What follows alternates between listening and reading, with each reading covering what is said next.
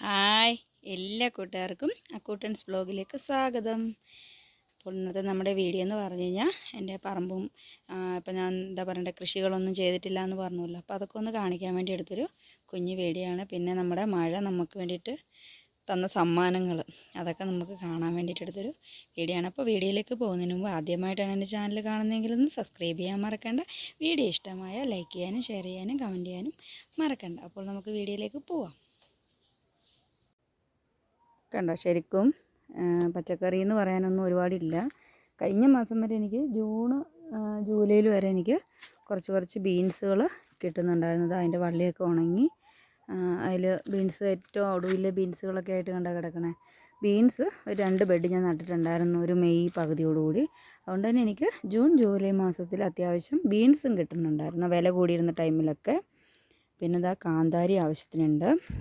കാന്താരി ചെടിയൊക്കെ മഴ പെയ്ത് മൊത്തം ഇലയൊക്കെ കൊഴിഞ്ഞ് നിൽക്കുകയാണ്. പിന്നെ ഞാൻ കുറച്ച് ഭാഗത്ത് ഈ മഴ തുടങ്ങിയ സമയത്ത് തന്നെ കുറച്ച് നെറ്റ് മേടിച്ച് കെട്ടിക്കൊടുത്തായിരുന്നു. അതുകൊണ്ട് തന്നെ കുറച്ച് മുളകുകൾ കണ്ടോ, അതാ നോക്ക്, പച്ചനെറ്റിൻ്റെ അടിയിൽ നിൽക്കുന്ന മുളകിൻ്റെ ഇലയ്ക്കൊന്നും യാതൊരുവിധ പ്രശ്നങ്ങളും ഇല്ല. ഇല അധികം കൊഴിഞ്ഞിട്ടില്ല. അവിടെ വേറൊന്നും ഇല്ല കേട്ടോ, മുളക് മാത്രമേ ഉള്ളൂ. പിന്നെ ഇതാ ഈ മഴ നമുക്ക് വേണ്ടിയിട്ട് തന്ന സമ്മാനം എന്താണെന്നറിയാമോ? ഒത്തിരി വാഴ കൊലയോടുകൂടി തന്നെ ഒടിഞ്ഞു പോയി. കുറേ പോയെന്ന് പറയാം കേട്ടോ, എണ്ണി നോക്കാൻ പോലും പറ്റില്ല, അത്രമാത്രം വാഴകൾ ഒടിഞ്ഞു വീണു. ആ കാറ്റും മഴയും എല്ലാം കൂടെ ഒരുപോലെ വന്ന ടൈമിൽ കണ്ടോ, ഇത് കണ്ടു കഴിഞ്ഞാൽ തന്നെ സങ്കടമുണ്ട്. കുലച്ചതൊക്കെ താഴോട്ട് മറിഞ്ഞ് വീണ് കിടക്കുകയാണ്. കൊല വരാറായതും കൊല വന്നതും അങ്ങനെ ഒരു കുറേ വാഴകൾ എനിക്ക് നഷ്ടം വന്നിട്ടുണ്ടായിരുന്നു. അതാണ് എനിക്ക് മഴ തന്ന സമ്മാനം. പിന്നെ എന്താ പറയുക,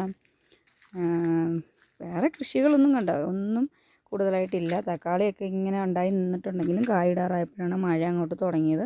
അതുകൊണ്ട് തന്നെ എനിക്ക് തക്കാളിയിൽ നിന്നൊന്നും ഒരു കാ പോലും കിട്ടിയില്ല. അപ്പോൾ ശരിക്കും നോക്കിക്കഴിഞ്ഞ് കഴിഞ്ഞാൽ വേണ്ട ഒരു ശൂന്യത നിറഞ്ഞൊരു അവസ്ഥയല്ലേ. പറമ്പിലൊന്നും ഒന്നുമില്ല, കൃഷി എന്ന് പറയാനായിട്ട് ഒന്നുമില്ല കാര്യമായിട്ട് തന്നെ. ഇതാ മൊത്തം കാട് പിടിച്ച് കിടക്കുകയാണ്. ഇനിയിപ്പോൾ ഞാൻ കൃഷി കൂടുതലായിട്ട് ചെയ്യണമെങ്കിൽ തന്നെ ഇതെല്ലാം പറിച്ച് കള മുഴുവനും പറിച്ച് മൊത്തം ക്ലീൻ ചെയ്താൽ മാത്രമേ എനിക്ക് എന്തെങ്കിലും കൃഷി ഇറക്കാൻ പറ്റുള്ളൂ. ഞാൻ കൂടുതൽ കൃഷി ഇറക്കാത്തതിൻ്റെ മെയിൻ കാര്യം മഴയാണ്. മഴ നന്നായിട്ട് മാറിയിട്ട് എന്തെങ്കിലും ചെയ്യാമെന്നുള്ളൊരു ഉദ്ദേശത്തോടു കൂടിയാണ് ഞാൻ കൂടുതലായിട്ടൊന്നും ചെയ്യാണ്ടിരുന്നത്.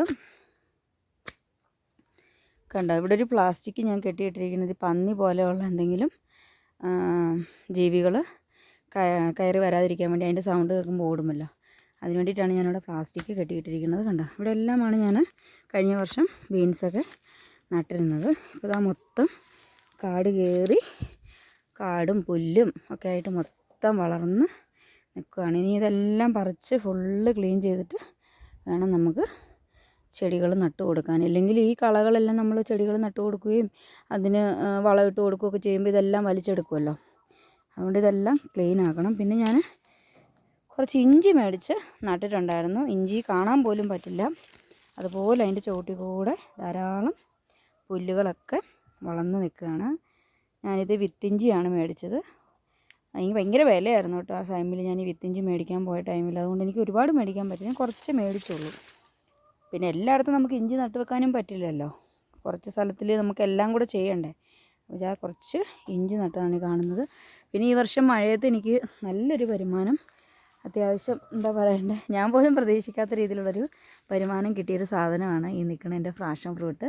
ഈ ഫ്രാഷൻ ഫ്രൂട്ട് ഞാൻ കടയിൽ കൊണ്ടുവന്ന് പറിച്ച് വെച്ച് എന്താ പറയണ്ടേ കൊടുക്കുമായിരുന്നു. മൊത്തം ഒരെണ്ണം പോലും എനിക്ക് നാശം വന്നില്ല. എല്ലാം ഞാൻ അവിടെ കൊണ്ടുവന്ന് പറിച്ച് വെക്കുന്നതുകൊണ്ട് തന്നെ നന്നായിട്ട് സെയിലായി, നന്നായിട്ട് തീരുകയും ചെയ്തു. ഞാൻ പ്രതീക്ഷയില്ല ഇങ്ങനെ ഇത്രയും വില കിട്ടുമെന്ന് പോലും.